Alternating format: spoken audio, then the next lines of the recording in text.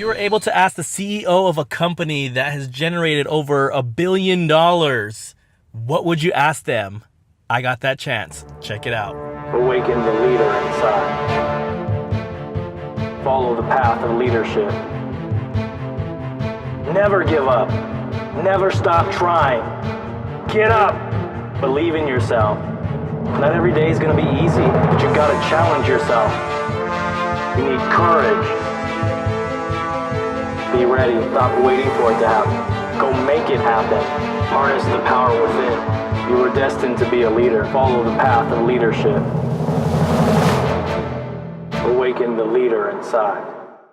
Hey guys, welcome back to another episode. My name is Dave Rubalcava, and I'm your host here at Awaken the Leader Inside, a show dedicated to your leadership journey. Remember, you are never alone. Hey guys, thanks for tuning in to another episode. And if this is your first time finding our podcast, I really appreciate it. Talk about leadership, we talk about adversity and struggles, and I share a lot of my personal journey with you guys. So I'm at this 3-day meeting, and this is actually day 2.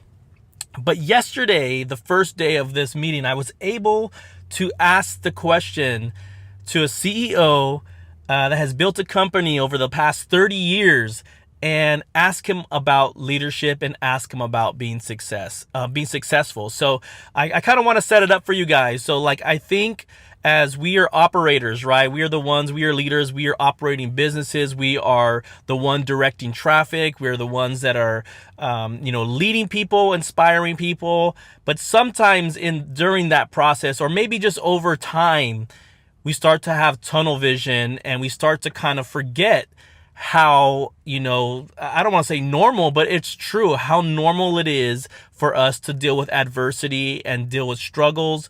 And that's part of our role.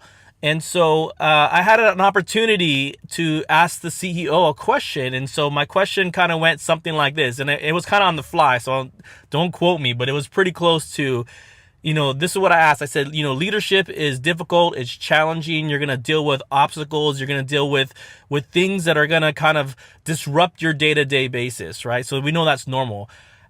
When you were starting this company, maybe in the first 5 years, I'm sure you dealt with adversity and struggles.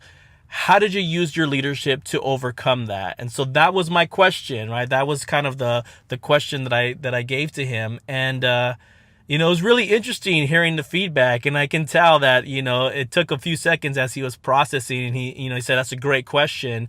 And he started to share some things with us. And so I kind of want you to think about these things. And this is coming from a successful, like I said, over $1 billion. But I want you to think about some of the golden kind of nuggets that he gave me. And I want to share those with you because I think they're so simple and so useful. But like I said, sometimes we get caught up with the day-to-day. Sometimes we get caught up with all that stuff and we don't see these anymore. We don't see how to keep it simple. And so one of the things that he said is that you got to keep things simple. The complexity of business, and he was talking about more at a higher level. We just got to keep things simple. But he said something that struck a chord with me, which I truly, truly believe in being proactive as a leader. But what he said is find problems before they become emergencies. Now, when you think about that has a profound message. And I think as leaders, we're good at putting out fires. Like we're good at jumping in, stepping in, moving the pieces, whatever. But the thing is, and the truth is, when we do that, it takes an enormous amount of energy, an enormous amount of focus to harness that energy to put out a fire. Just what if you can see the fires coming from a mile away? What if you were able to step out of what was happening to be objective and actually see it coming?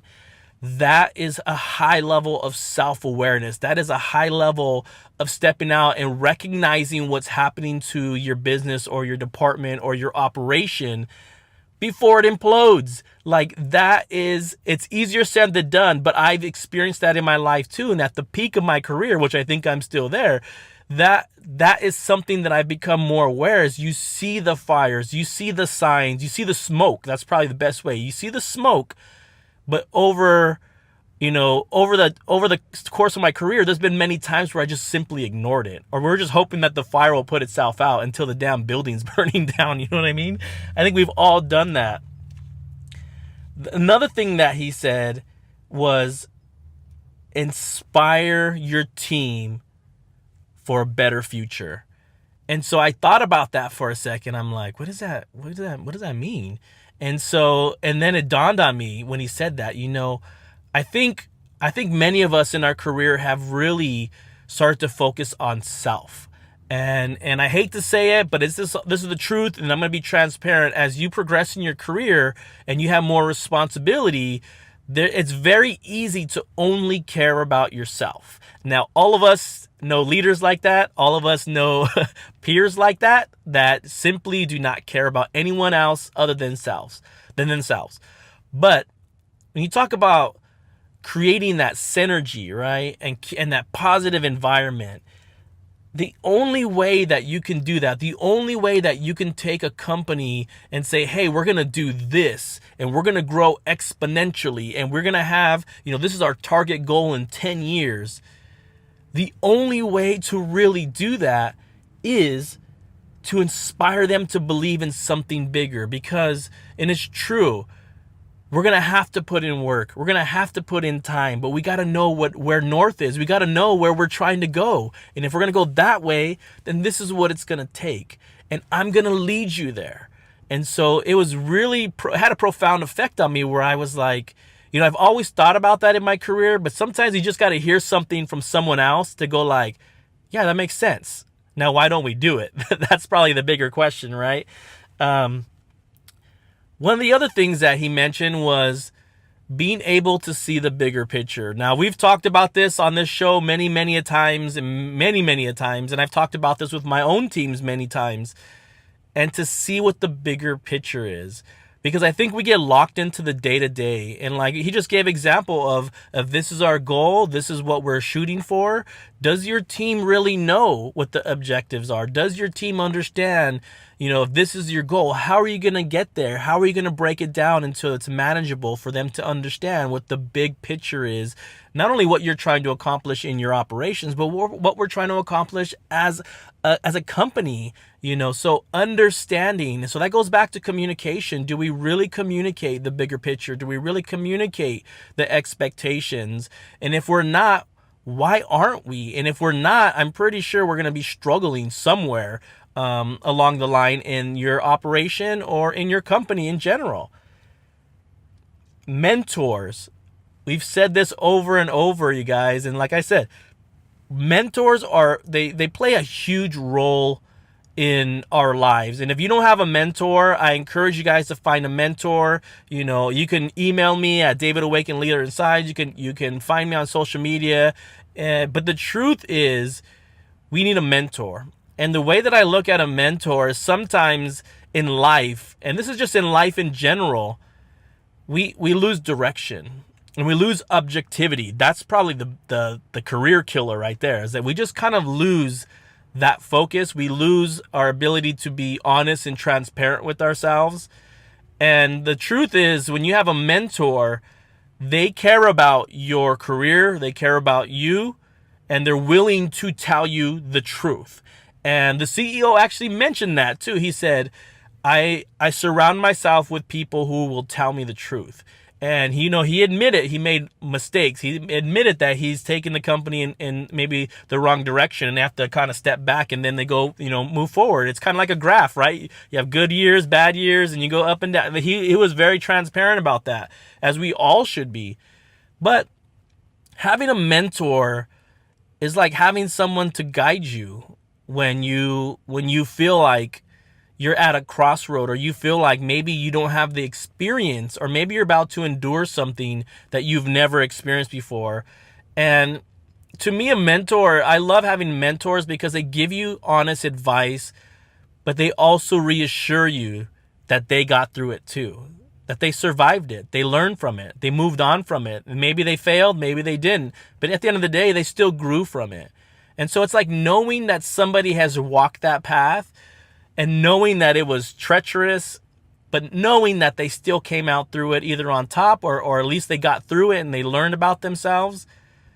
It makes, when you go through these experiences, it normalizes them. And that's like the most powerful thing you'll ever learn in your career. And as you grow as a leader, is there's so many things about leadership that are normal, like hardships, like difficulty, like feeling pressure, feeling resistance to what you're trying. Those are all normal. Anyone that thinks that they're going to walk in and be a leader and everyone's going to jump on board, sadly mistaken, my friends. That's not going to happen. You must build trust. You must connect the team. That's your role. Your role is to find the best way to get the best production out of everybody utilizing your leadership.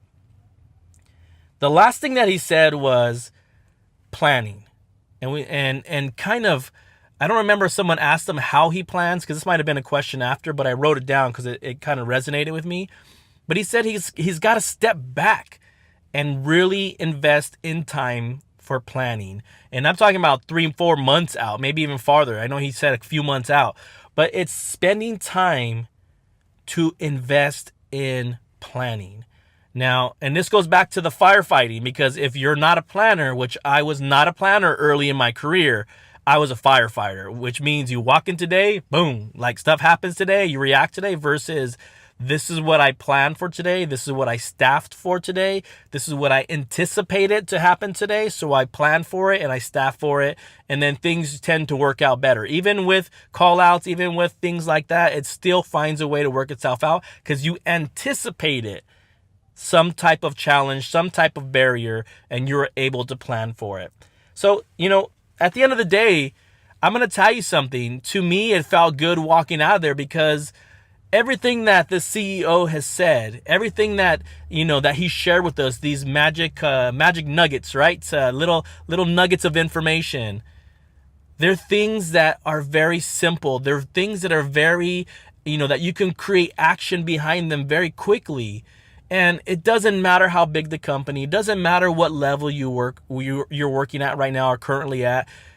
Those principles still apply at all levels and at all stages in your career, whether you're a business owner, whether you work for a corporation, it doesn't really matter.